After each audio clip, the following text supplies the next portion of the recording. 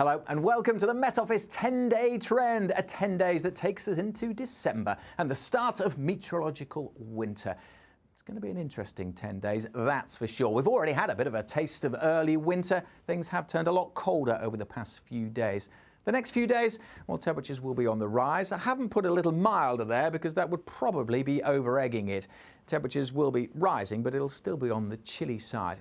There will be some wet weather around, but only in certain locations over the next few days. Some parts of the UK could be very wet, but large parts of the UK actually looking largely dry as we go into the weekend.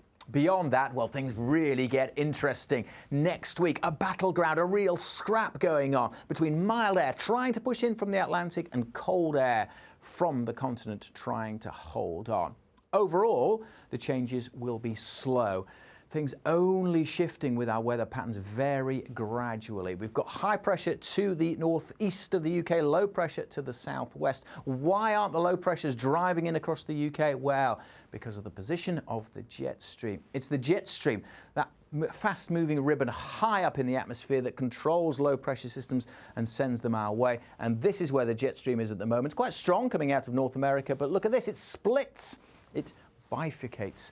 A technical term, leaving us kind of in limbo, in no man's land, which we can see here. If we run through the next 5 days of the pressure pattern, things don't really shift. They wobble around the lows and the highs, but basically come Monday, we're back to square one with high pressure over Scandinavia, low pressure down to the south and west of the UK. So we're not going to see dramatic changes day on day, but we will see some quite interesting weather through the next few days with the low down to the southwest, the winds going around the low pressure like this and coming around the high into the north. Well, with the sea track, the longest sea track, it's in the northeast and in the southwest where these weather fronts are bringing moisture that we're most likely to see the wet weather. And it could be very wet in the southwest through Friday and Saturday. In between, well, many places looking largely dry. I can't promise huge amounts of sunshine. As I said at the start, it'll still be on the chilly side, but perhaps not quite as cold. So into the weekend, yes, a little bit milder. There'll be rain in places, and where it's wet, it will be wet, very wet, but for many, it will be dry. Then what happens? Well, as we said, it will be turning a little milder over the next few days. This is the chart for Wednesday at time of recording, a cold day, but the air does gradually warm up just a touch as we go through Thursday, Friday and into Saturday. The maps remain green rather than blue, and the blue air, the colder air, never too far away. And actually then through the second half of the weekend into the early part of next week, it looks like it will turn colder again, especially across the northern half of the UK, because the high pressure is dominating and we've got these easterly winds picking up once more, bringing in the cold air from the near continent. By this stage, though, into next week, that low pressure down to the southwest generated into quite a mature and big area of low pressure. And this is the scrap going on for next week. High pressure versus low pressure. Cold air versus mild air. And this mild air is not too far away. Forget, this is 5-6 days away, so it could be a little bit closer to the UK. And that's the uncertainty for next week. Which one will win out? That's the battleground for next week. Will it stay cold and largely dry, or will it turn milder? The air coming in from the Atlantic also a little bit wetter. Now, this is one of the computer solutions for the middle of next week. There's that low pressure, there's the mild air, cold air sitting across us initially, but as we go through the middle of next week, well, this solution, this outcome is that the low pressure drives mild air across the UK. Simple, no?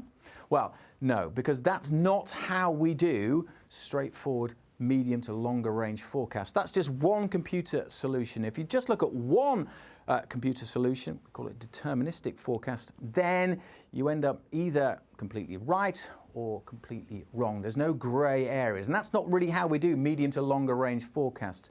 We tend to use what's called an ensemble forecast, where we use a computer model, but we run it several times, in this case 40 or 50 times, and we end up with this, a postage stamp chart. So it's charts for all the same time, but because we vary the initial conditions ever so slightly, you get 50 different outcomes. Why is that useful? Well, it gives you more of a probability, more of a feel for what the weather could be next week.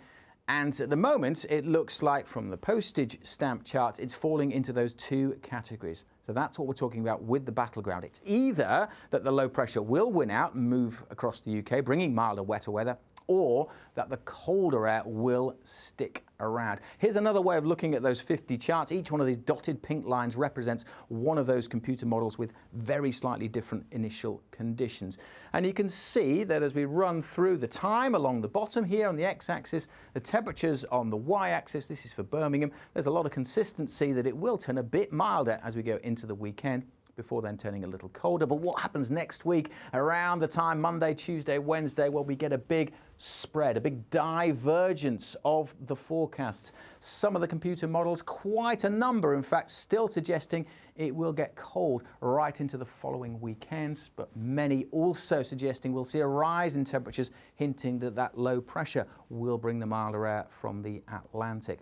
Another way to look at that temperature profile through different examples from Plymouth and Aberdeen here. Again, the red nodules, the temperature in Plymouth, as we go along the bottom in time, it will get a bit milder through the weekend, then a bit colder. What happens next week? Well, it's trying to get a bit warmer, but notice the red blobs there getting larger. And the larger the blob, the greater the uncertainty. The key thing to pick out here is that the Plymouth blobs get larger sooner than the Aberdeen blobs, and that's because Plymouth is closer to that area of low pressure and therefore far more sensitive to whether that mild air wins out or not. In Aberdeen, it's more likely to stay colder for longer, closer to that area of high pressure. What does all that mean, Alex? Well, basically, what we know about next week, it's most likely to start with easterly winds, start cold and largely dry.